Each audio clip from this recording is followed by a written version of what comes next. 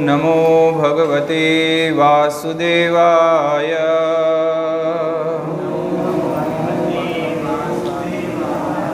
ओम नमो भगवते वासुदेवाय। ओम नमो भगवते वासुदेवाय। ओम नमो भगवते वासुदेवाय।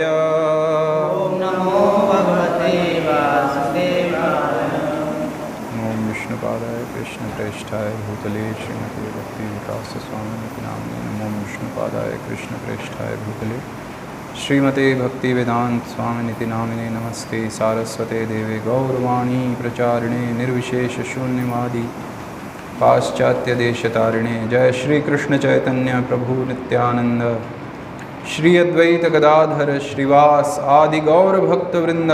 हरे कृष्ण कृष्ण कृष्ण हरे हरे, हरे राम राम राम हरे हरे। हरे कृष्णा। तो आज हम सब यहाँ उपस्थित हैं। बहुत ही महत्वपूर्ण एक आज फेस्टिवल है, श्रीमती राधा रानी का आविर्भाव दिवस। तो जैसे कि हमें पता है, हम इस्कॉन में आए हैं, एक के बाद एक फेस्टिवल्स होते ही रहते हैं।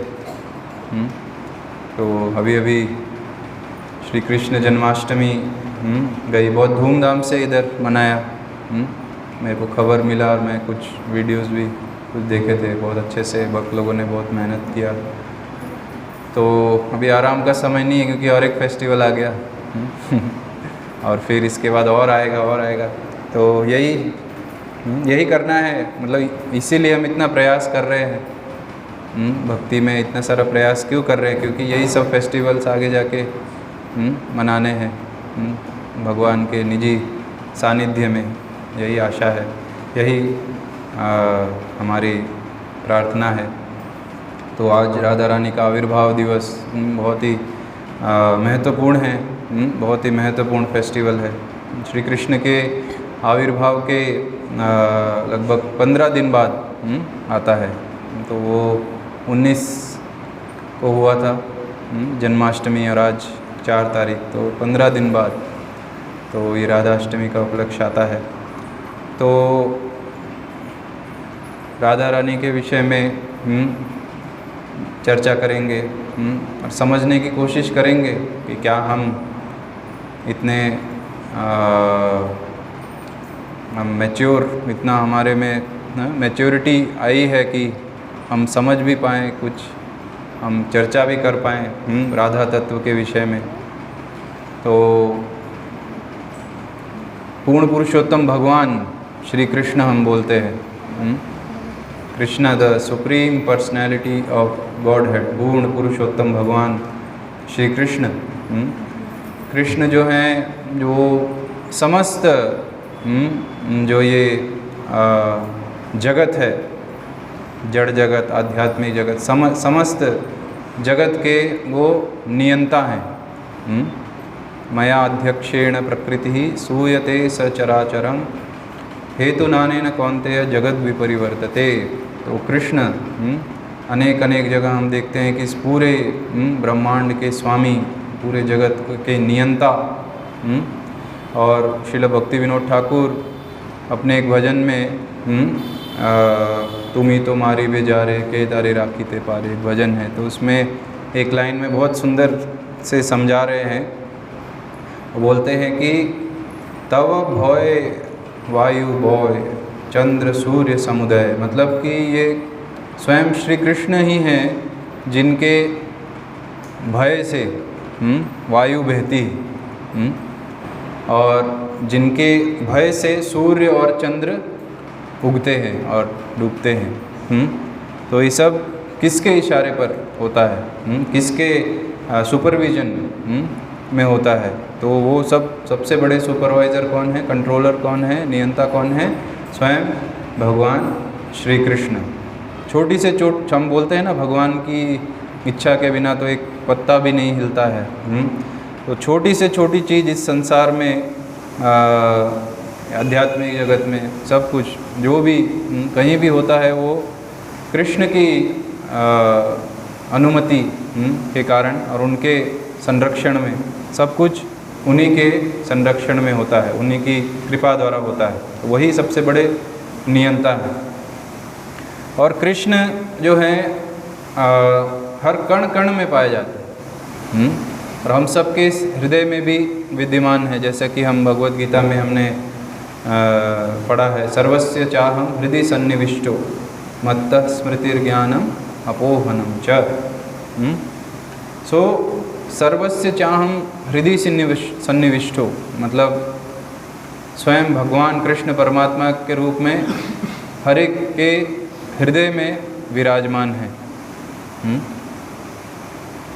और उनसे ही स्मृति आती है और हमारा जो भी कुछ हमारी काबिलियत है, एबिलिटीज़ है, वो भगवान कृष्ण से ही आती। जिसमें जो भी कुछ थोड़ी बहुत भी एबिलिटी है, जैसे हम सोचते हैं कोई बहुत अच्छा गायक है तो वो जो उसकी गाने की जो एबिलिटी आ रही है वो कहाँ से आ रही, जो शक्ति है।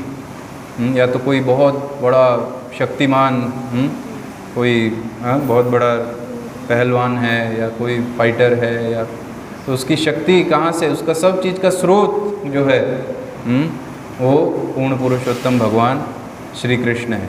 तो इसलिए इधर बोल रहे हैं स्मृतिर ज्ञानम अपोहनम च। मतलब यदि हमें कुछ याद रह रहा है, हमारी स्मृति जो है वो भी श्री कृष्ण की कृपा के कारण ही है कि हम कुछ याद रख पा रहे हैं। कल को मान लीजिए सुबह आपको उठ के अचानक कुछ हो जाए और आपको याद ही नहीं आए मैं कौन हूँ।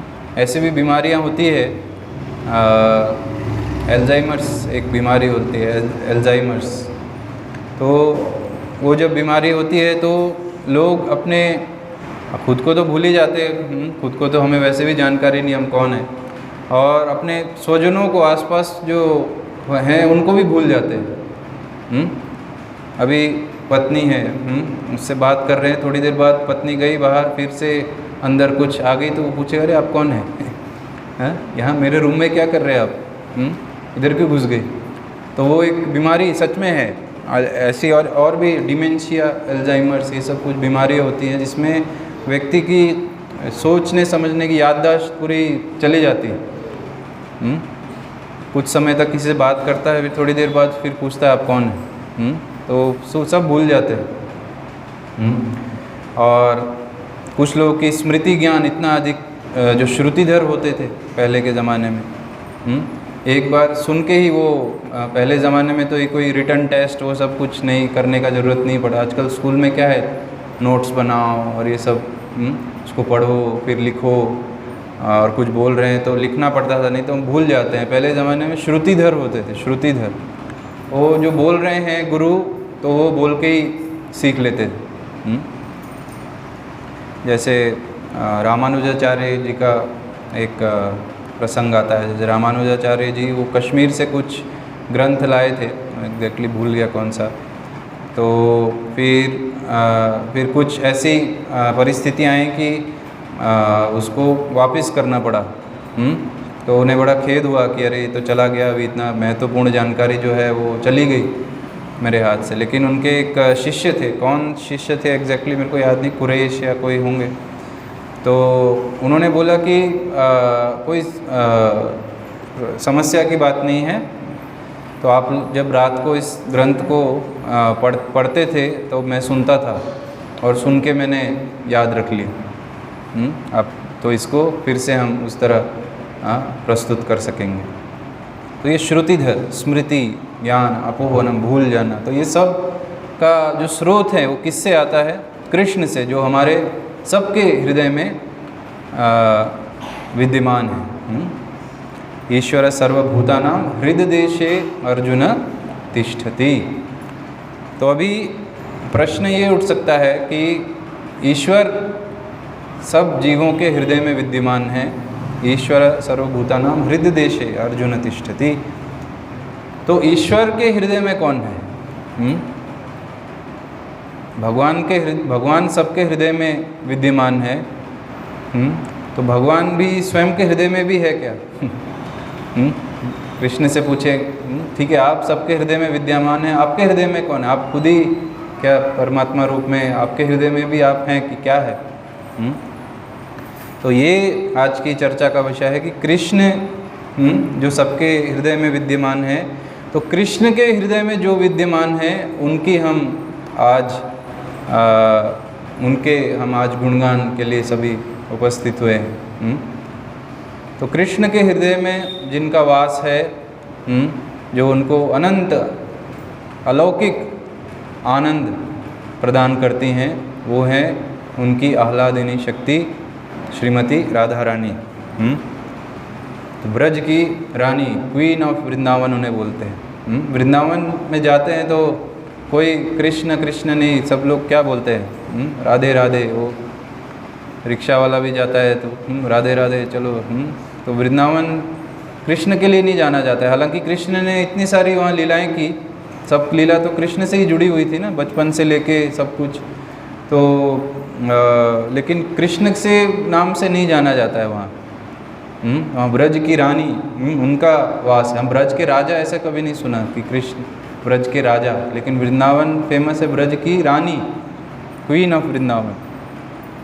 तो वो स्वयं श्रीमती राधा रानी हैं, तो जिनका हम आविर्भाव दिवस आज मनाने जा रहे हैं, मना रहे हैं। सो हमारे लिए राधा रानी कौन है? हमारे लिए क्या इनको समझ पाना बहुत आसान है? कुछ लोग बोले क्या समझ पाना आसान? तो बहुत आसान क्या, इसको समझने में मुश्किल क्या है हम पूछेंगे। वो देखो उधर कृष्ण है, साइड में एक लेडी खड़ी है, वो राधा रानी है, और क्या, ख़त्म बात। और क्या इसमें, क्या कोई रॉकेट साइंस है क्या? बहुत सारे हमें अभी मैथ्स के इक्वेशन लगाने पड़ेंगे शुरू, बहुत सारा कुछ कैलकुलेशन करना पड़ेगा, बाद में ये पता चलेगा अरे हाँ ये राधा है। कि सिंपल बात है, भगवान है, साइड में एक लेडी है, वो उनकी संगिनी राधा रानी, फिनिश, ख़त्म। सब समझ ख़त्म, आज का प्रोग्राम ही ख़त्म, सब समझ गए हम। तो हमें ऐसा लग सकता है, लेकिन वास्तव में इस तत्व को समझने में कई करोड़ों अरबों जन्म चले जाते हैं। साधु लोग, पूरे ऋषि मुनिगण इसी पे ध्यान करते रहते हैं, लेकिन फिर भी वो इस तत्व की सूक्ष्मता जो है या जो गहराई है उसका लेश मात्र भी नहीं समझ पाते हैं। तो हम लोगों का तो कहना ही क्या। तो जैसे विदेश में जब प्रभुपाद के शिष्य पुस्तक वितरण करते थे, तो ये कृष्णा बुक जो हम लोग पढ़ते हैं, तो वो कृष्णा बुक में सामने भगवान और कृष्ण और राधा रानी का पिक्चर है। तो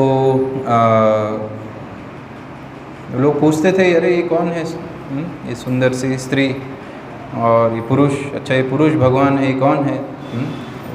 तो इनकी गर्लफ्रेंड है। ओह भगवान की भी गर्लफ्रेंड है, ये कैसे भगवान हो गए? तो अच्छा है, तो हम भी भगवान के नक्शे कदम पे चल रहे हैं। भगवान की गर्लफ्रेंड है तो हमने भी गर्लफ्रेंड बना ली। तो बहुत अच्छा है, बहुत आकर्षित होके पुस्तक लेते। तो उनके लिए यही एक जानकारी है, कृष्ण राधा, बॉयफ्रेंड गर्लफ्रेंड, जैसे आजकल होता है बॉयफ्रेंड गर्लफ्रेंड, तो ये एक जानकारी है। और हमारे मन में भी जब राधा का में नाम आए या कुछ भी सोचना हो, तो एक कोई चेहरा सामने आता है, सुंदर सा स्त्री। तो ये हमारी समझ है, हमारी जो सीमित इंद्रियां हैं, जो दूषित इंद्रियां हैं, तो उनकी समझ है। लेकिन जो तत्वज्ञान है उसको किस तरह जब समझा जाए, जैसे हम शास्त्रों में इतना सारा जो बताया गया है कि राधा रानी जो है वो भगवान की जो अंतरंगा शक्ति हैं उसका मूर्तिमान स्वरूप हैं। तो ये किस प्रकार मतलब इसको समझा जाए, किस कि जो भगवान की अंतरंगा शक्ति हैं वो मूर्तिमान रूप जो हैं, तो उसको क्यों धारण करना पड़ा और क्यों आए वो भी एक नारी के वेश में, और इतना सारा जो लीलाएं हुई। तो क्या वास्तव में हम अपने आप को ये प्रश्न भी पूछ सकते हैं कि वास्तव में क्या ये सब में इतना डीप जाना, इतना गहराई में उतरना भक्ति में, क्या वो सब जानना जरूरी भी है हमें? क्या क्या हम आवश्यकता भी है ये सब चीज़ की कि क्यों जाने कि कौन है राधा रानी और ये भगवान की अनेक अनेक जो शक्तियाँ हैं, तो उनमें से जो जो परम हैं जो आह्लादिनी शक्ति, तो वो जब मूर्तिमान रूप लेती हैं तो ये सब इतना लफड़े में कौन पड़े? क्या ज़रूरत है ये सब जानने की? कई बार हम प्रश्न पूछ सकते हैं कि हम भक्ति कर रहे हैं, हरे कृष्ण महामंत्र जप रहे हैं, तो इतना सारा जो फिलॉसफी है, इतना सारा जो तत्व ज्ञान है, उसमें और गहरा उतर के सीखने की क्या ज़रूरत? भक्ति को सिंपल ही रहने दो, हरे कृष्ण जपो, थोड़ी पुस्तक पढ़ लो भगवत गीता, थोड़ा प्रचार कर लो, थोड़ा प्रसाद ले लो, थोड़ा सुन लो प्रवचन, तो इससे हमारा जो भक्तिमय जीवन है बहुत आराम से जा रहा है और गहराई तक जाके इसको सीखने की क्या ज़रूरत? लेकिन हमें ये समझना पड़ेगा कि हमारे जो भक्तिमय जीवन है, जो डिवोशनल लाइफ जो हम लोग जिसको जी रहे हैं, उसकी पूर्णता हमें तभी प्राप्त होगी जब हम भगवान की सारी शक्तियाँ और उनकी सारी गूढ़ लीलाओं का जो हम रहस्य जो है उसको समझ पाएँ। जैसे नरोत्तम दास ठाकुर हैं, वो इतने महान वैष्णव आचार्य हैं, और उनका क्या वेदना है हृदय की कि रूप रघुनाथ पदे होई वे आकुटी कोबे हम भुजगो शई जुगल प्रीति, कि कब वो दिन आएगा कि जब श्री रूप और रघुनाथ के कमल चरणों में मेरी आसक्ति होगी, जिसके कारण, जिसके चलते मुझे उनकी कृपा प्राप्त होगी और मैं राधा कृष्ण की युगल प्रीति का एक लेश मात्र भी समझ पाऊंगा। तो ये उनकी चरम प्रार्थना है। तो हमें भी भक्तिमय जीवन में आलसी नहीं होना चाहिए कि जो मैं करता चला आ रहा हूँ तो वही मेरे लिए काफ़ी है। सिद्धांत बोलिया चित्ते ना करो आलस ताहा होते कृष्ण लागे सुदृढ़ मानस, कि कई बार हम जो सैद्धांतिक ज्ञान है कृष्ण भावनामृत में, तो उसमें उतना गहराई तक उतरना हमें अच्छा नहीं लगता। हम संतुष्ट हो जाते हैं हम जो भी करते चले आ रहे हैं। इसलिए हम देखिए बहुत लोग जो है पढ़ते नहीं, हम लोग अध्ययन नहीं करते हैं, या तो सुनने में भी रुचि नहीं है। क्यों? क्योंकि बोरिंग लगता है। हमें तब अच्छा लगेगा जब कृष्ण का कोई स्टोरी पढ़ लिया, या प्रवचन में एक स्टोरी बोल दी है या जोक बोल दिया, तो बहुत आनंद आता है कि प्रवचन तो बहुत लाइवली है, मतलब बहुत ही ज़ोरदार प्रवचन है।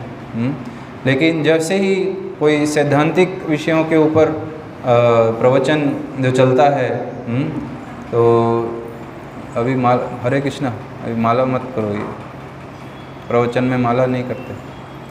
तो सैद्धांतिक विषयों में जब भी कोई प्रवचन आता है, तो हम क्या है कि थोड़ा ऊँघने लगते हैं, थोड़ा नींद आती है, थोड़ा बोरिंग लगने लगता है, सोचे कब ख़त्म होगा, क्योंकि हमारा उसमें रुचि नहीं। जिस वास्तविकता में कृष्ण भावनामृत के जिस जो वस्तु है जिसमें हमारी रुचि होनी चाहिए, उसी में हमारी रुचि नहीं। मतलब कृष्ण भावनामृत के इस सिद्धांत को समझते हुए जिससे राधा कृष्ण के प्रति हमारा और प्रेम जो प्रगाढ़ हो जाए, जिससे हमारी भक्ति की पूर्णता हमें प्राप्त हो, तो हमारी ऐसी अवस्था है अभी बद्ध अवस्था की वही चीज़ हमें सबसे खराब लगती है कृष्ण भावनामृत में, वो सबसे बोरिंग लगती है। जैसे हम देखते हैं ना, हम भी प्रवचन सुनते हैं तो कई बार जो हंसाने वाले तो ऐसे प्रवचन हमें तो बहुत मन को खुशी प्रदान करते हैं, हमें भी हंसते हैं हम भी, क्योंकि उससे थोड़ा एंटरटेनमेंट होता है, आनंद आता है, हम भी सुनते हैं, हमें भी अच्छा लगता है। हमें भी जब एंटरटेनमेंट की आवश्यकता होती है तो हम ऐसा नहीं है कि हम कोई मूवी देख ली या ऐसा कर लिया, तो हम एक लेक्चर सुन लेते हैं जिसमें बहुत हंसी है, तो हमारा भी एंटरटेनमेंट। तो क्या है, तो इससे क्या होता है कि फिर हम जो वास्तविक कृष्ण भावनामृत के जो गूढ़ विषय हैं, जो सैद्धांतिक विषयों के ऊपर प्रवचन है, फिर वो हमें रस नहीं प्रदान करते। हमें लगता है कि ये सब नीरस है, इसमें कोई रस नहीं। तो ऐसे बहुत सारे हमारे गुरु महाराज परम पूज्य भक्ति विकास स्वामी महाराज, तो उनके प्रवचन भी मतलब बहुत सारे लोग पसंद करते हैं, जिन्हें भक्ति में वास्तविकता में आगे बढ़ना है। लेकिन बहुत सारे लोगों को वो सब प्रवचन जो है वो नीरस लगते हैं। इसमें कोई रस, कोई आस्वादन नहीं है। रस तो तब होगा जब हम कुछ लीलाएं आप बताएं, वो कितनी सारी लीलाएं हैं उनका आस्वादन कर सकें हम। तो कुछ लेक्चर को लाइवली बनाओ ताकि सब लोग, लेकिन हमें समझना पड़ेगा कि ये हमारी मतलब अशुद्धि है। मतलब हम इतने अशुद्ध हैं कि सबसे अच्छा जो विषय है जिसके ऊपर चर्चा होनी चाहिए तो वही हमें सबसे ज़्यादा बोरिंग लगता है, दुख प्रदान करता है, इसमें कोई रुचि नहीं।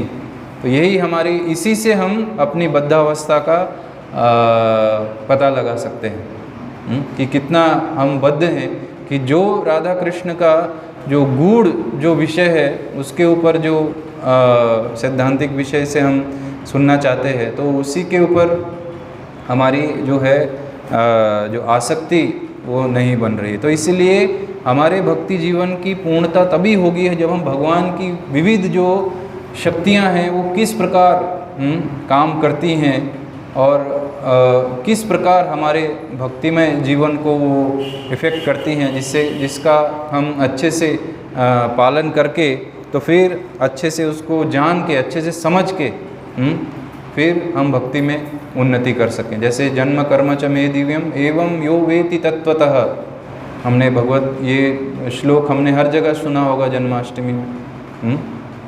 लेकिन ये श्लोक भी बहुत महत्वपूर्ण है। हालांकि किसी को लग सकता है बहुत ही कॉमन श्लोक है, लेकिन इसी श्लोक में कितना बड़ा तत्व छुपा हुआ है, कितना बड़ा सिद्धांत छुपा हुआ है कि भगवान बोल रहे हैं जन्म कर्म च मे दिव्यम एवं यो वेति तत्वतः, कि मेरी जो जन्म और दिव्य लीलाएं हैं तो उनको जो तत्वतः समझता है।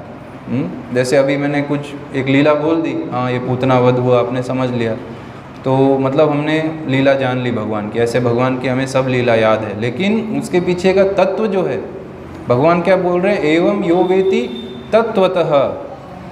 तो उस प्रकार के तत्वदर्शी यदि हम नहीं बने, हम समझ नहीं पाए इसके पीछे क्या तत्व है, तो फिर हम भक्ति में सतह में रह जाएंगे। जैसे समुद्र में तैरते हैं तो दो चीज़ें होती है, या तो हम सतह में रह जाएं या समुद्र के एकदम गहराई में उतरें। तो सतह में रहना एक चीज़ है, ठीक है, हम तैर रहे हैं ऊपर तो हमें बहुत सारी चीज़ें पता लगेंगी। ये देखो एक समुद्र में एक नौका है, समुद्र में कुछ मछलियाँ ऊपर आ रही हैं और ये कुछ लोग तैर रहे हैं मेरी तरह, कुछ कुछ चीज़ें हमें दिखाई देंगी।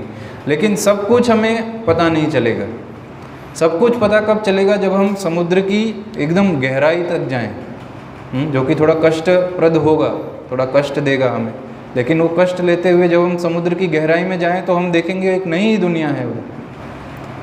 कभी कभी आपने देखा होगा ये डिस्कवरी या नेशनल ज्योग्राफी के सब चैनल्स आते हैं, तो कोई कोई एक डॉक्यूमेंट्री दिखाते हैं कि समुद्र के नीचे क्या है। तो उसमें तो एक अलग ही दुनिया लगती है। सब कुछ कुछ कुछ चमक रहे हैं, मछलियाँ, कुछ कुछ ऐसे जीव हैं जो चमक रहे हैं और कुछ कुछ ऐसे पेड़ पौधे। तो एक विशाल हमें और जानकारी मिलता है। उसी तरह भक्ति में जब हम अच्छे से सिद्धांत को समझते हुए कि कृष्ण की क्या शक्तियाँ हैं, कैसे काम करती हैं, तो इस तरह जब सैद्धांतिक रूप से और गूढ़ और गहरे गहरे गहराई तक हम जाएं तो क्या होगा, और आलस ना करते हुए, जैसा ये श्लोक बताया था, सिद्धांत बोलिया चित्ते ना करह आलस, ना आलस ना करते हुए और सिद्धांत में हम गहरा जाएं तो क्या होगा, इहा होते कृष्ण लागे सुदृढ़ मानस। तो इससे क्या होगी, हमारी भक्ति जो है तो वो क्या है, और सुदृढ़ होगी, तो और हम कृष्ण को बहुत अच्छे से समझ पाएंगे। जैसे कृष्ण की विविध शक्तियाँ के विषय में श्रील प्रभुपाद बोलते हैं, शास्त्रों से उद्धृत करते हैं, परास्य शक्तिर विविधैव व श्रूयते। जो कृष्ण है, जो उनकी जो शक्तियाँ हैं वो अपार हैं, उनकी कोई नंबर नहीं है। हाँ, इतनी शक्तियाँ हैं, असीमित शक्तियाँ हैं, और हम भी उन्हीं शक्तियों में से एक हैं, जीव, जो उनकी तटस्थ शक्ति हैं। तो कृष्ण की मूल रूप से हम बोल सकते हैं एक बहिरंगा शक्ति, एक तटस्थ और एक अंतरंगा शक्ति। तो बहिरंगा शक्ति जो है वो माया देवी है, और तटस्थ शक्ति हम हैं। क्यों तटस्थ हैं? हम एक पेंडुलम की तरह घूमते रहते हैं। कभी हम बहिरंगा शक्ति के संरक्षण में आ जाते हैं, उनके प्रकोप में आ जाते हैं, और फिर कभी हम भक्ति अच्छे से करते हैं तो अंतरंगा शक्ति के तरफ चले जाते हैं, कभी इस तरफ आ जाते हैं, कभी उस तरफ। तो इसलिए जीव जो है उसको तटस्थ शक्ति बोला गया है। और जो ये बहिरंगा शक्ति है तो उसके जो 3 तरह से वो काम करती हैं, तो वो किस तरह हैं, ताकि इस पूरे संसार को माया देवी ने, जैसे भगवत गीता में आपने देखा होगा कि एक कठपुतली जैसा 3 रस्सियाँ नीचे छोड़ी हुई हैं और नीचे 2 लोग हैं वो बंधे हुए हैं उससे। तो उसी तरह जो माया देवी है वो अपनी 3 जो प्राथमिक शक्तियाँ हैं, जिनको हम सतोगुण, रजोगुण और तमोगुण बोलते हैं, तो इससे पूरे संसार को चलायमान है। पूरा संसार इसी 3 शक्तियों से चलायमान है। जैसे हम भगवत गीता में देखते हैं कि ये सतोगुण, रजोगुण, तमोगुण अनेक मतलब हमारी हर एक्टिविटी, हमारा हर जो कार्यकलाप होता है वो इन्हीं 3 जो रस्सियाँ हैं उन्हीं से बंधा हुआ होता है, इन्हीं के अनुसार चलता है। चाहे जैसे भगवत गीता में आता है, चाहे हमारा खान पान हो, हम क्या खाते हैं या हम क्या दान करते हैं, कोई भी कार्यकलाप हो तो हम देखते हैं कि ये 3 शक्तियों के अंतर्गत ही होता है। और जो इसी तरह जो उनकी अंतरंगा शक्ति है, तो भगवान की जो अंतरंगा शक्ति हैं तो वो भी क्या है कि 3 विविध उसके प्रकार हैं। तो उसमें 3 शक्तियाँ कौन सी आती हैं भगवान की अंतरंगा शक्ति में? तो संधिनी, संवित और ह्लादिनी। तो ये सब आप प्रभुपाद की पुस्तकें पढ़ेंगे तो उसमें आता है, तो ज़्यादा विस्तार में नहीं लूँगा क्योंकि और इसके विषय में हम सुनेंगे। तो अंतरंगा शक्ति भी कार्य करती है इन 3 विविध शक्तियों के अंतर्गत। तो श्री कृष्ण के धाम में, श्री कृष्ण के लिए ये शक्तियाँ किस प्रकार काम करती हैं? तो संधिनी जो है तो वो श्री कृष्ण के अब जब भगवान को आनंद लेना है तो हमको ही इस भौतिक जगत में आनंद लेना है, तो हमें कितने सारे तैयारियां करनी पड़ती हैं। मान लीजिए हमको आनंद लेना है, कैसे आनंद लेना है? हमें गोवा घूमने जाना है, मान लीजिए उदाहरण के लिए, तो कितना सारा तैयारी करना पड़ता है। सबसे पहले तो माइंड में एक प्लान बनाना पड़ता है कि जाना है, फिर कब जाना है, कौन सा सबसे अच्छा दिन है वहाँ जाने के लिए, कौन सा सबसे अच्छा मौसम है, और किस किस को ले जाना है, कौन कौन तैयार है, कौन कौन तैयार नहीं है, और कौन सी डेट को जाना है, क्या क्या चीज़ें हमें उधर ले जानी है जिससे हम आनंद कर सकें, और वहाँ क्या क्या चीज़ें मौजूद हैं। तो इसका पूरा एक जानकारी हम इकट्ठा करते हैं, अलग अलग लोगों को इसमें लगाते हैं, बहुत कुछ मतलब कुछ थोड़ा सा इंद्रिय तृप्ति पाने के लिए हम कितना सारा जुगाड़, कितना सारा मेहनत करते हैं। तो सोचिए जब भगवान को आनंद लेना होता है तो भगवान की प्लानिंग के लिए क्या क्या करना पड़ता होगा। तो उसमें ये अंतरंगा शक्ति जो है ये विविध प्रकारों से काम करती हैं।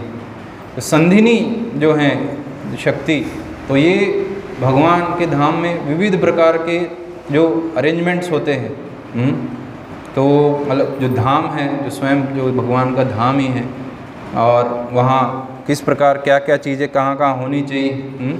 तो ये जो भगवान का सत चिद आनंद रूप है, तो उसमें जो सत है, जो एटर्निटी, जो नित्यता, तो उसका काम जो है ये संधिनी शक्ति द्वारा होता है।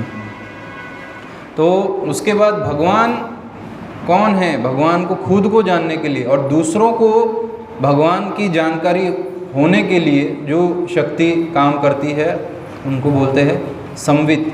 तो चिद जो शक्ति है, सत के बाद चिद जो नॉलेज, ज्ञान, तो इसके द्वारा तो पूरा सबको भगवान के विषय में जानकारी मिलती है कि यस कृष्ण कौन है। तो इसलिए हमें सिर्फ केवल और केवल कृष्ण की ही हमें आनंद वर्धन करने के लिए हमें क्या क्या करना है। तो ये सारा जो ज्ञान जो प्रदान करने वाली शक्ति होती है भगवान की अंतरंगा शक्ति, वो चिद शक्ति में आती है। और इन सब में भी जो सबसे बड़ी शक्ति है वो भगवान की आह्लादिनी शक्ति, भगवान को आनंद प्रदान करने वाली शक्ति, तो वो आह्लादिनी शक्ति जो है कि किस प्रकार कृष्ण का किस किस प्रकार से हमें आनंद किया जाए और इस आनंद का विस्तार किस किस प्रकार से हो, कितनी गोपियों में हो और क्या क्या हो, तो वो सब प्रकार का जो भगवान को आनंद प्रदायिनी शक्ति जो होती है वो भगवान की अंतरंगा शक्ति के जो सबसे महत्वपूर्ण जो पार्ट है वो है अंतरंगा शक्ति, ह्लादिनी शक्ति। और उस ह्लादिनी शक्ति का जो मूर्तिमान स्वरूप है वो हैं श्रीमती राधा रानी, जिनका आज हम आविर्भाव दिवस मनाने जा रहे हैं। तो इतना सारा कुछ है और कैसे समझे ये क्या है अलादीन? मेरे को तो बोल दिया, अभी मेरे को ही समझ में नहीं आया क्या बोल दिया मैंने। तो कि जैसे मैंने शुरू में बताया कि हमारे लिए राधा रानी कौन है, कैरेक्टर हैं, कृष्ण बुक की या कृष्ण लीला की एक कैरेक्टर है, एक लेडी है। तो यही है हमारी समझ। लेकिन ये जो सैद्धांतिक समझ है कि किस प्रकार कृष्ण की अंतरंगा शक्ति कृष्ण को सुख प्रदान करने के लिए किस प्रकार काम करती है, तो ये किस प्रकार समझा जाए? कभी हम बुझुबो से जुगल पीरीति। हालांकि नरोत्तम दास ठाकुर अपने लिए नहीं बोल रहे, उनका तो दीनहीन भाव है, लेकिन ये हम कैसे समझें? हमारी प्रॉब्लम क्या है? हमारी समस्या है कि अतः श्री कृष्ण नामादि ना भवेद ग्राह्यम इंद्रियः सेवोन मुख्य ही जीवादो स्वयं एव स्फूर्त्यदः।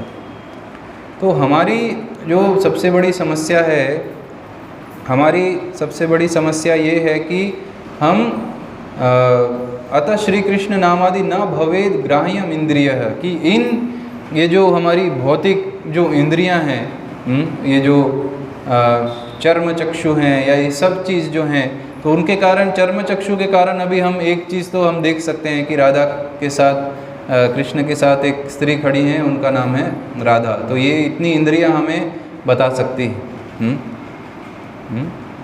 लेकिन श्री कृष्ण का नाम, रूप, गुण, लीला, ये सबको तत्व सहित, जैसे हम जन्म कर्म च मेद्यम एवं यो वेति तत्वतः, तो उसको तत्व सहित समझने के लिए तो हमारी ये अपूर्ण इंद्रियों से हम कुछ नहीं समझ पाएंगे। कुछ समझना ही मतलब कुछ एकदम मतलब इम्पॉसिबल है। क्यों? क्योंकि अभी जो हमारी जो इंद्रियां हैं, तो अभी जो मेन जो हमारा जो जीवन का लक्ष्य है वो कैसा है कि इन इंद्रियों को हम किस प्रकार सुख दे पाएँ।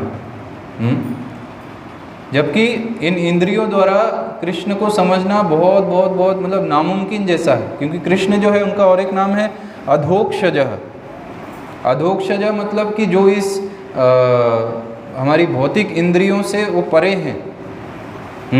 तो जो हमारी भौतिक इंद्रियों से परे हैं उनको इन भौतिक इंद्रियों द्वारा समझ पाना कितना कठिन है, नामुमकिन, कैसे समझेंगे हम?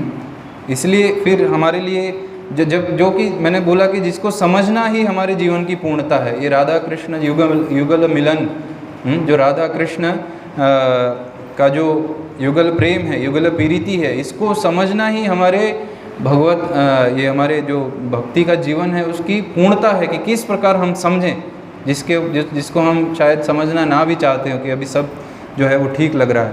तो जब यही इंद्रियां जो हैं, इनको हम सेवोन मुख्य ही जीवादो स्वयं एव स्फूर्त्यदः, जब इन्हीं इंद्रियों को हम भगवत सेवा द्वारा जब हम शुद्ध कर लेते हैं, अपूर्ण इंद्रियां हैं, और जब इन्हीं इंद्रियों को भगवत सेवा द्वारा हम शुद्ध हो जाते हैं, तो फिर भगवान हम पर कृपा करके हमें अपने बारे में कुछ समझने का अवसर प्रदान करते हैं। और इस तरह हम जो भी है ये सब जो लिखा हुआ है वो हमें भी जो तोते की तरह बोल दिया, हाँ ये सब शक्ति है, संवेद संधिनी, ये सब जो है लिखा हुआ है उसको बोल दिया है, लेकिन वो है क्या, उसको समझने की शक्ति भगवान देंगे जब हम अपने इन अपूर्ण इंद्रियों को कृष्ण की सेवा में लगा के उनको शुद्ध कर लें, तो भगवान तब उनकी मर्सी होगी, तब उनकी करुणा होगी कि हम उनको समझ सकें। नहीं तो अभी जब हम अभी जो परिस्थिति है तो एक राधा अष्टमी का जो भी लेक्चर्स होते हैं तो उसमें मेरे को ज़्यादा कुछ याद नहीं रखता, लेकिन एक चीज़ बहुत अच्छे से याद रहता है कि चेन्नई में राधा अष्टमी का महोत्सव था और हम हमारे परम पूज्य भक्ति विकास स्वामी महाराज जी के साथ उधर थे। तो मंदिर में भजन चल रहा था, बहुत ही अच्छा हरे कृष्ण महामंत्र का एक भजन कर रहे थे ब्रह्मचारी, बहुत ही मधुर। महाराज भी बहुत आनंदित पीछे बैठे थे नीचे। और पता नहीं क्या हुआ कि अचानक कीर्तन में थोड़ा वो बड़ा पेस, बड़ा तेज़ी बढ़ी और फिर अचानक ये हरे कृष्ण महामंत्र को छोड़ के फिर अचानक वो भक्त राधे राधे राधे राधे वृंदावन में राधे राधे कुंज गली में राधे हम लोग सुनते हैं ना, ऐसे बहुत मंदिरों में भी होता है। तो तुरंत हमारे गुरु महाराज उधर बैठे थे नीचे आराम से सुन रहे थे, लेकिन जैसे ही ये शुरू हुआ तो तुरंत, जैसे मैं अभी बैठा हूँ वैसे वो बैठ के ब्रह्मचारी गा रहा था, तो तुरंत हमारे गुरु महाराज ने झटके से माइक छीन के उधर साइड में बैठ गए और हरे कृष्णा शुरू कर दिया फिर से। अभी भौतिक दृष्टि से देखे तो कितना अपमानजनक लगेगा कोई अच्छे से हारमोनियम से गा रहा है, अचानक उससे अभी मैं कुछ बोल रहा हूँ, लेक्चर दे रहा हूँ, अभी आप में से कोई आया माइक छीन ले और खुद ही कुछ बोलने लग जाए तो कितना अपमानजनक लगेगा। उसी तरह कुछ गा रहा है, अचानक माइक तो देखने में लग सकता है, इसलिए बोलते हैं बहुत लोग महाराज को कि क्या है ये, कुछ क्या करते हैं पता भी नहीं लगता है, तो देखने में बड़ा अपमानजनक लग सकता है क्या है। लेकिन फिर गुरु महाराज ने उसके ऊपर लेक्चर दिया राधा अष्टमी का, उसकी जो एक लाइन थी वो मैं जीवन भर नहीं भूलूँगा। महाराज उसमें बोले कि अंग्रेज़ी में लेक्चर, उसको हिंदी में ट्रांसलेट करके बोल रहा हूँ। महाराज बोले कि हम ये जो भौतिक जीव हैं जो अपने नव छिद्रों के आनंद में लगे हुए हैं, तो वो अभी हम राधा राधे राधे क्या समझेंगे, हम गा लेंगे, वो इस मुंह से जब दिया है भगवान ने जीव गा लेंगे, जो भी मन है वो गा लेंगे। लेकिन अभी जब हम अपनी जो ये नव छिद्र है, हर समय हम यही सोचते हैं कि इनको आनंद कैसे दिया जाए, तो अभी इस बद्धावस्था में नव छिद्रों की जो आनंद देने वाली अवस्था है, उस अवस्था में आप क्या समझेंगे, हम लोग क्या समझेंगे राधा रानी के विषय में। गा तो देंगे हम, बहुत लोग गाते हैं, बहुत कुछ ऊंचा ऊंचा बहुत गा भी लेते हैं, लेकिन क्या है वो। हमें तो श्रील प्रभुपाद ने कभी ऐसा किया, आपने श्रील प्रभुपाद का बहुत भजन है, बहुत कीर्तन है, लेकिन हमने कभी श्रील प्रभुपाद की कोई कैसेट सुनी, कोई कीर्तन सुना हुआ जहाँ वो उन्माद में एकदम राधे राधे वृंदावन में कुंज गली में, कोई मैंने तो नहीं सुना। आप लोगों ने किसी से सुना है? तो क्यों हम श्रील प्रभुपाद को आगे, उनके श्रील प्रभुपाद बोलते थे गुरु मारार विद्या बंगाली में एक कहावत है, गुरु मारार विद्या, कि कैसे मैं अपने गुरु को मार के गुरु बन जाऊं। तो कैसे हम श्रील प्रभुपाद को एक जंप करके आगे बढ़ सकते हैं कि मैं श्रील प्रभुपाद, और ऐसे भी बहुत भक्त हैं जो श्रील प्रभुपाद को नहीं सुनते लेकिन बहुत गूढ़ तथ्यों में, और बहुत कुछ लोग तो श्रील प्रभुपाद को छोड़ के चले ही गए,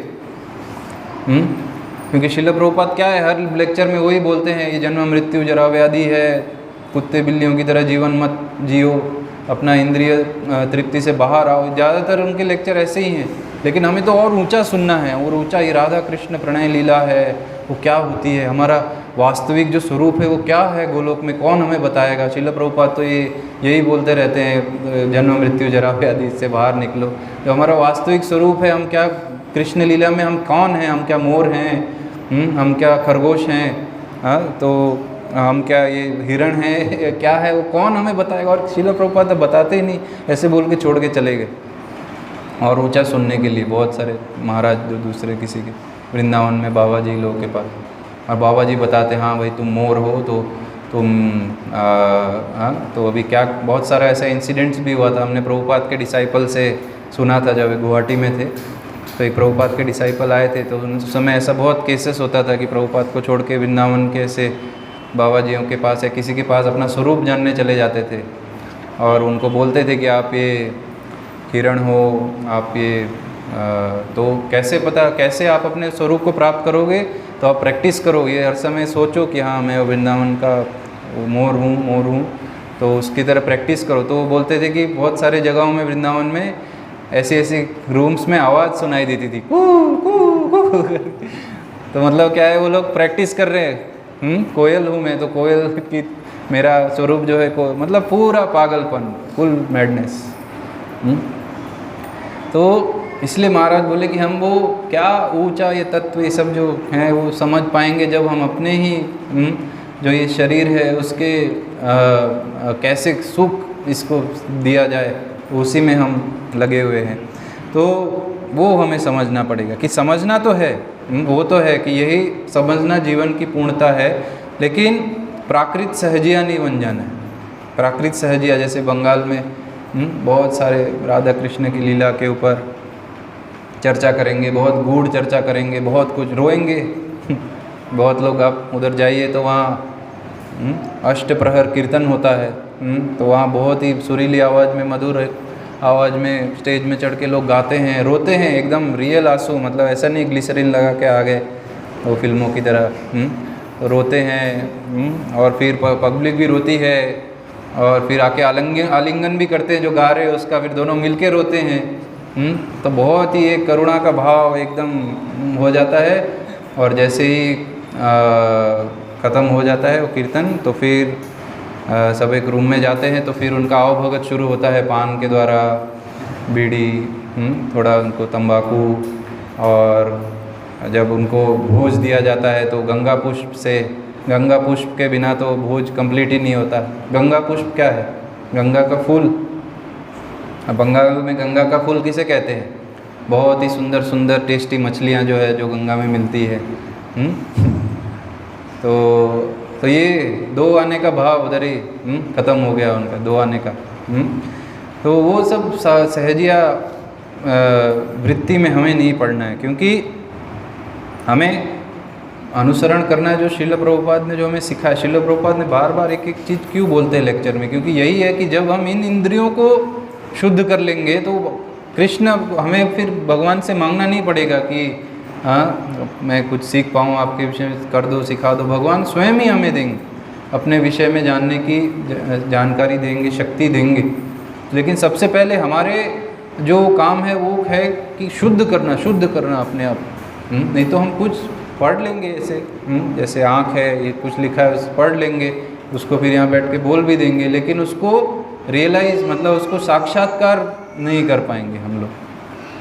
तो इसलिए किस भाव में होनी चाहिए जो आराधना है, तो वो भी बताने के लिए स्वयं भगवान आ गए 500 वर्ष पूर्व।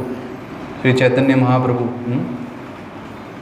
महाप्रभु श्री चैतन्य राधा कृष्ण नाही अन्य।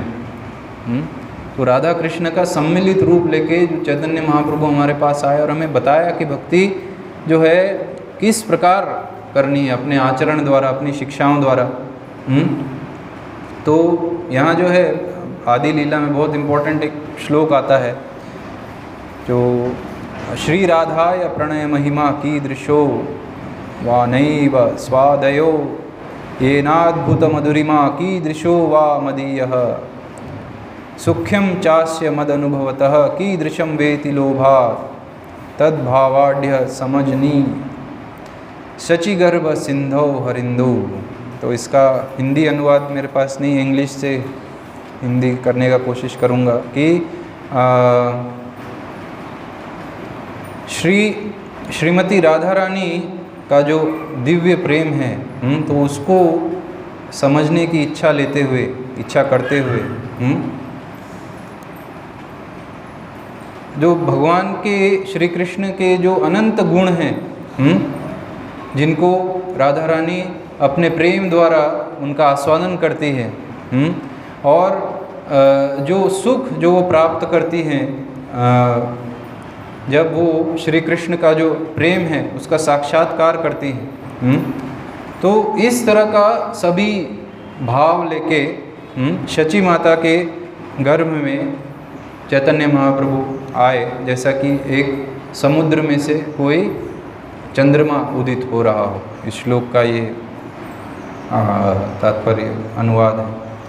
तो श्री चैतन्य महाप्रभु ने अपनी शिक्षाओं, अपने आचरण द्वारा जो हमें दिखाया, तो उससे हम थोड़ा समझ सकते हैं कि किस प्रकार भगवान के लिए हमारा किस प्रकार जो मूड होना चाहिए। क्योंकि जो सबसे बड़ा भगवान के प्रति जो रस है, जिसमें जिस मूड में हम भगवान की सेवा कर सकते हैं वो है विप्रलंभा, जो कि भगवान से जो हमारा जो विरह है, जिससे श्रीमती राधा रानी जो अनुभव करती थी और श्री चैतन्य महाप्रभु जिसका अनुभव करते थे, तो उस मूड को अंगीकृत करना मतलब अपने अंदर लाना ही हमारे भक्तिमय जीवन की पूर्णता होगी। क्यों इसलिए बोल रहा हूँ, क्योंकि अभी हमें विरह लगता ही नहीं, विरह है वो ही हम समझ नहीं पाते। कृष्ण भूली से जीव अनादि बहिर्मुख, मतलब अनंत काल जिसका कोई लिमिट नहीं है, सीमा नहीं है, उतने काल से हम कृष्ण से विमुख हैं, लेकिन अंदर वो दुख नहीं है कि मैं कृष्ण से दूर हूँ। हमारे अंदर कभी हमने सोचा है कहीं अकेले बैठ के कि अरे कितने समय हो गया, क्यों एक बार तो भगवान अभी बुला लो, बहुत समय हो गया। कभी अकेले बैठ के तो हम कभी चिंतन नहीं करते हैं इस विषय में। चिंतन अलग अलग रहता है, लेकिन इस विषय में वो अंदर से वो पीड़ा जो है नहीं रहती। जैसा चैतन्य महाप्रभु ने दर्शाया, चैतन्य महाप्रभु का जीवन काल बहुत छोटा था, लेकिन फिर उनके अंत्य लीला में हम देखते एकदम पागल हो गए थे। कोई भक्त हर समय उनके पास रहना पड़ता था, नहीं तो खुद क्या है दीवार में अपना मुंह जो है वो खरोचने लगते थे, पूरा खून निकल आता था। क्यों? वो पीड़ा है अंदर से, जो ये विरह है, सह नहीं पा रहे हैं और जाना है। तो हमारी जो भक्तिमय जीवन है उसकी पूर्णता कब होगी? जब हम अपनी इंद्रियों को सेवा द्वारा शुद्ध करेंगे, भगवान के नाम रूप गुण लीला उसको हम समझ पाएंगे। जब हम जो इंद्रियां हैं जो वो शुद्ध होती रहेंगी, तो एक बार हम देखेंगे कि जब ये इंद्रियां शुद्धता की ओर हैं, जब शुद्ध हो रही हैं, तो अंदर से वो पीड़ा भी जो है वो हमारे अंदर जागृत होगी। ये जो विरह है कि भगवान बहुत समय हो गया, भगवान अभी तो कृपया वापस बुला लीजिए, वो अभी नहीं होता है, लेकिन वो आएगा। अगर हम जब जैसे जैसे शुद्ध करेंगे, बहुत दुख होगा, हमें बहुत दुख होगा कि क्यों भगवान इतना समय दूर रखा है अपने आप से, एक बार कृपा कर दो ये जीवन में। तो ऐसी जो प्रार्थना है अंदर स्वतः आएंगी हमारे अंदर, लेकिन क्यों अभी तो अशुद्ध हैं इंद्रियां, इसलिए नहीं आती।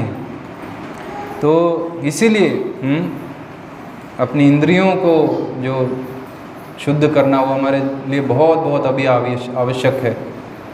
अच्छे से हम प्रभुपाद ने जो भी नियम दिए हैं, जो भी टाइम टेबल दिनचर्या दी है, उसका बहुत ही अच्छे से पालन करते हुए यदि हम लगे रहें इस प्रोसेस में, लगे रहें तो क्या है, इंद्रियां पूर्ण होंगी, मतलब इंद्रियां शुद्ध होंगी। और इस तरह क्या है कि श्री कृष्ण का जो नाम में जो रस है वो हमें प्राप्त होगा। अभी तो नहीं लगता, अभी तो एक मशीनी कार्य जैसा लगता है ना कि हाँ ये जब जो है जैसे अगर कोई मशीन ऑन कर दो, प्रभुपाद जो जब कर रहे हैं उसमें, तो उसी तरह अभी भी हम मशीनवत यांत्रिक तरीके से कुछ जब कर रहे हैं या कुछ भी कर रहे हैं, तो भाव का कमी जो है हमारे अंदर, तो भाव नहीं आएगा ऐसे। लेकिन उपाय भी यही है कि करते ही रहना है, चाहे यांत्रिक हो या कुछ भी हो, हमें करते ही रहना है, लगे रहना है। तो इस तरह जब श्री कृष्ण की असीम अनुकंपा हमारे ऊपर हो जाएगी, जब हम हमारी सेवा से हमारे गुरु प्रसन्न होंगे और ऊपर तक हमारे संदेश को ले जाएंगे, और जब राधा रानी संदेश को पाएंगी, तब राधा रानी हमारी सिफारिश करेंगी भगवान से कि भगवान ले लो, बहुत समय हो गया है इसको, तो अपने पास ले लीजिए।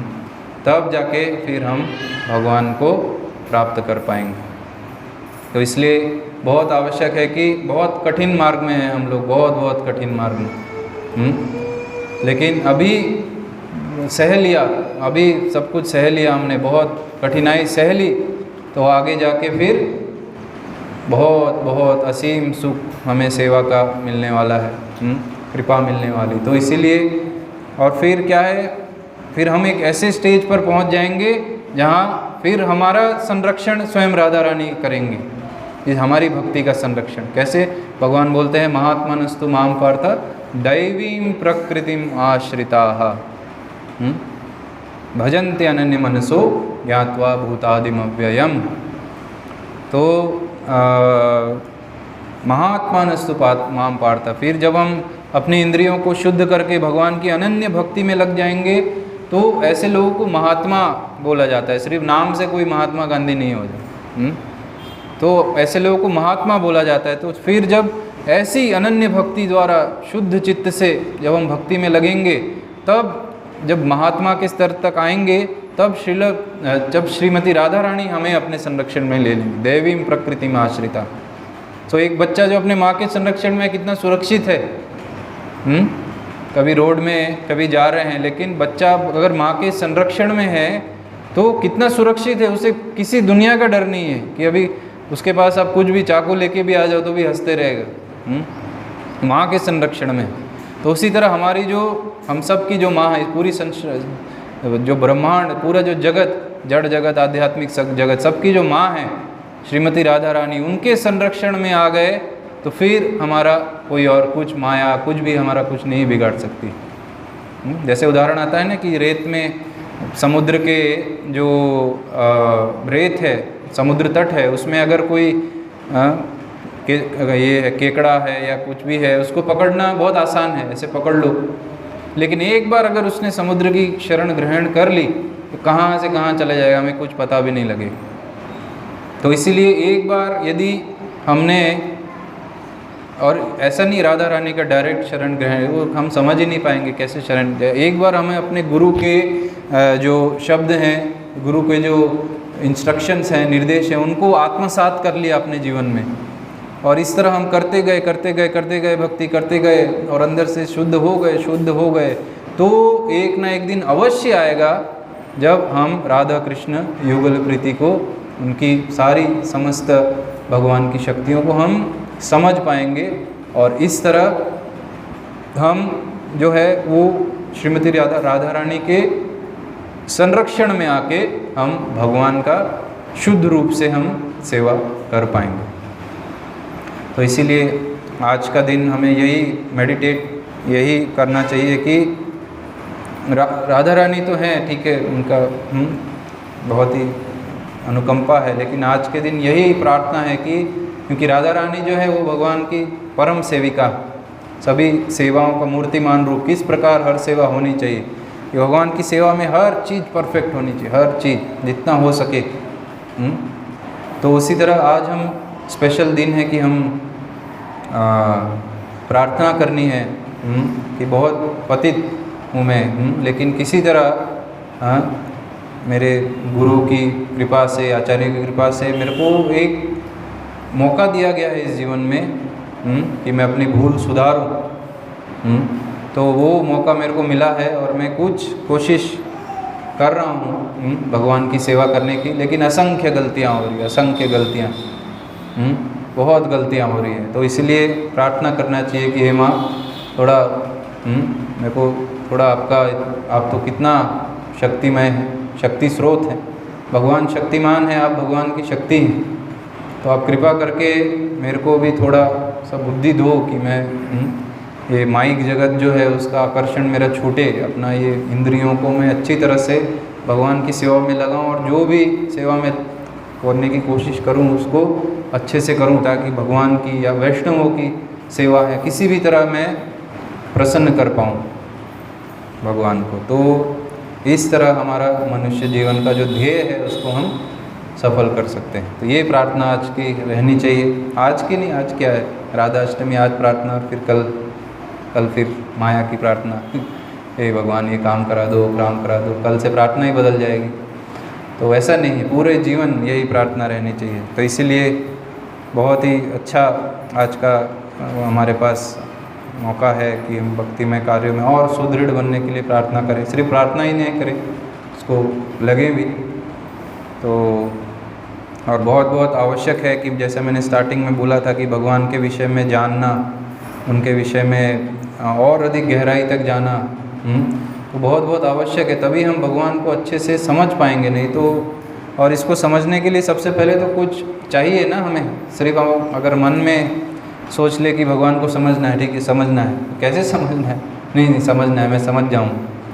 बहुत लोग बोलते हैं ना, वो एक नंबर के जो आलसी लोग होते हैं कि आप प्रोग्राम में क्यों नहीं आते हैं, वो भगवान की जब कृपा होगी तब भगवान बुला लेंगे, ऐसे बोलते हैं। अरे आप वो नहीं आए धाम में, यात्रा में, अरे भगवान ने अभी याद हमें हमारे ऊपर कृपा ही कहीं कहाँ की है, जब भगवान की कृपा होगी तो आ जाएंगे। तो इसी तरह भक्ति में भी हम ऐसा बहुत बोलते हैं कि भगवान की कृपा होगी तब हम करेंगे। तो भगवान की कृपा ऑलरेडी है, हम उसे ग्रहण ही नहीं कर रहे हैं। अभी ये सब जो हम बोले तत्व ज्ञान, इसको समझना है, तो इस सब को कैसे समझेंगे कि अच्छे से हम भगवान के प्रति अध्ययन यदि हमारा हो उनको जानने का। और ये सब कहाँ दिया गया है? तो श्रील प्रभुपाद ने रात रात भर जाग के हमारे लिए श्रीमद् भागवतम ग्रंथ लिखा। रात को क्यों? क्योंकि तब शांति होती थी, नहीं तो पूरा दिन तो काम धाम। और श्रील प्रभुपाद ऐसे नहीं दिन में सो जाते थे। अगर हम रात को कुछ काम करें या कुछ सेवा भी करें या कुछ भी हो तो दिन में तो हम अच्छे से रेस्ट लेंगे ना पूरा, क्योंकि पूरा कैलकुलेशन रहता है हमारा कि 7-8 घंटे की नींद तो करनी ही है। तो श्रील प्रभुपाद ऐसे ही नहीं बोलते कि वो वैकुंठा मैन थे कि पूरे जगत का चक्कर लगा के पूरा काम धाम, पूरा मैनेजमेंट। अभी तो हमारे पास है कि एक मंदिर के लिए चलो ये मैनेजमेंट देख ले रहा है, ये प्रेसिडेंट वो देख लेगा, उस मंदिर का वो देख लेगा। उस समय पूरे जगत के लिए सिर्फ श्रील प्रभुपाद ही थे। आप सोचिए, प्रभुपाद पूरे जगत को मैनेज कर रहे हैं। अभी हमारे लिए ये होशंगाबाद मैनेज करना पूरा सिर में लगेगा कि चट्टान पूरा पहाड़ किसी ने रख दिया है। तो वो उधर श्रील प्रभुपाद पूरे संसार को सोचिए मैनेज कर रहे हैं, इंडिया, अमेरिका, रशिया, पता नहीं क्या क्या। तो ऐसे मैनेज करके रात को 12 बजे उठ के वो लिख रहे हैं। सोचिए ये क्या श्रीमद् भागवतम ग्रंथ, कितना मेहनत से डिक्टेट कर रहे हैं, लिख रहे हैं। और इतना मेहनत से इसको ले, और यही नहीं, ये तो शुरुआत में तो वो दिल्ली में जब जाते थे इसको छपवाने और बहुत कुछ करने, धूप में वो गाय ने एक बार मार दिया, तो बहुत कुछ कष्ट से ये हमारे लिए लिखा। और फिर जब हम इनको बोलते हैं भक्तों को कि आप ये भागवतम लो, तो इमीडिएटली नहीं, अभी मेरा समय नहीं आया है, मैं उतना महान नहीं हूँ, अलग अलग प्रकार की एक्सक्यूज़ेस। अब मैं जब भगवान की इच्छा होगी तब मैं ले लूँगा, या तो इतना सारा बुक कौन पढ़ेगा। जैसे कि इतना सारा बुक नहीं किया हमने, पूरा ऐसा लग रहा है रूम भर के ही कुछ भर दिया है उनके अंदर उनको। तो ये सब विचार करने के लिए है कि हम केवल कुछ हज़ार रुपयों के इतने आसक्त हैं, जबकि वो ऐसे ही चला जाएगा। हम सोचते भी नहीं, वो डॉक्टर को दे दिया, वो किसी का बीमारी हो गया, वो वकील के काम में लग गया, वो इधर चला, हज़ार क्या उसका 10 गुना ऐसे ही गलत कामों में ही चले जाता है। लेकिन ये जो चंद हज़ार रुपये जो हैं, उसके लिए हम इतना बड़ा एक अपॉर्चुनिटी जो है वो खो रहे हैं। और श्रील प्रभुपाद का बुक कितना मेहनत से लिखा, वो भी नहीं ले रहे। इसलिए आप सबसे अनुरोध है कि आप यदि भक्ति में और गंभीर होना चाहते हैं या गंभीरता से कर भी रहे हैं, और यदि आपके पास श्रीमद् भागवतम का सेट नहीं है, तो कृपा करके आज का दिन जो है वो बहुत ही शुभ है। हमारे सांबा प्रभु हैं यहाँ, श्री हमारे भक्ति का स्वामी महाराज के सर्वेंट हैं, पर्सनल सेवक हैं। तो ये यहाँ भागवतम का अच्छे से प्रचार कर रहे हैं, लोगों को उत्साहित कर रहे हैं लेने के लिए। तो यदि आप में से आज कोई किसी को उत्साह मिले आज, तो कृपा करके ये श्रीमद् भागवतम के लिए अपना नाम सांबा प्रभु को लिखाएं। चंद रुपयों के लालच में मत रह जाए, नहीं तो फिर पूरा जीवन चला गया ये सोच सोच के। तो इसलिए बिना किसी डर के, निडर होके अभी प्रभु के पास नाम लिखाएं और उनसे चर्चा करें कि किस तरह उनको मिल सकता है सेट। प्रभु पूरा बता के देंगे कि आपके घर में ला के रखेंगे हम भागवतम का पूरा सेट, पूजा करेंगे, अच्छा सा प्रोग्राम होगा। तो कृपा करके आज यहाँ से इतना अच्छा शुभ दिन में आप भागवतम जिनके पास नहीं है, कृपा करके ले जाएं और प्रार्थना करें भगवान से कि हमें शुद्ध भक्ति का लाभ हो। श्री श्री राधाष्टमी महामहोत्सव की जय। श्रील प्रभुपाद की जय। हरे कृष्ण।